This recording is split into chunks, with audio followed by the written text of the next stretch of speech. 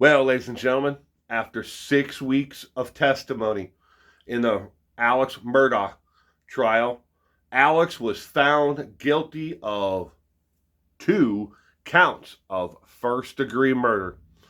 First-degree murder charge of murdering his wife, Maggie Murdaugh, age 52, and a second count of murder, first degree, for murdering his son, Paul, age 22.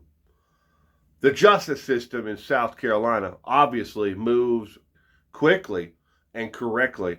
According to the sheet that the jury actually turned into the magistrate there in the case, they took one vote, ladies and gentlemen, on guilt or innocence in a case. They deliberated for less than 3 hours.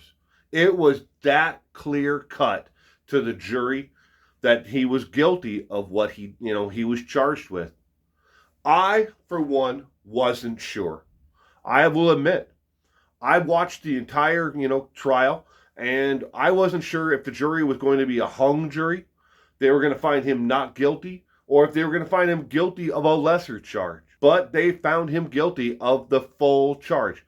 Additionally, on top of that, they found him guilty of 1 felony count of commission of a crime with a firearm.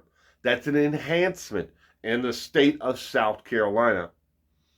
The prosecution in this case is asking for life in prison without the possibility of parole. The minimum sentence in the state of South Carolina for these 2 counts with the enhancement is 30 years in prison. Now, the defense refused to answer any questions for reporters after the verdict was read, other than to make a brief statement to say that they will be appealing the actual verdict itself. Guilty as charged. I was really surprised that the verdict, came back that quickly and that they were able to find him guilty of this case, because so much of the case was built on a circumstantial evidence, basis. The crime scene was contaminated by his friends and family and other people that just wandered around in the actual crime scene itself. It's hard to convict someone when things like that happen.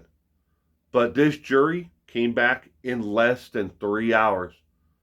Guilty on all counts. Now Alex will be sent off to the penitentiary where he will spend the rest of his pathetic life. And I feel bad for Maggie and Paul's extended family and friends. They certainly didn't deserve this. This is not the way that things were meant to end in their lives. So, rest in peace, Maggie. Rest in peace, Paul. Burn in hell, Alex.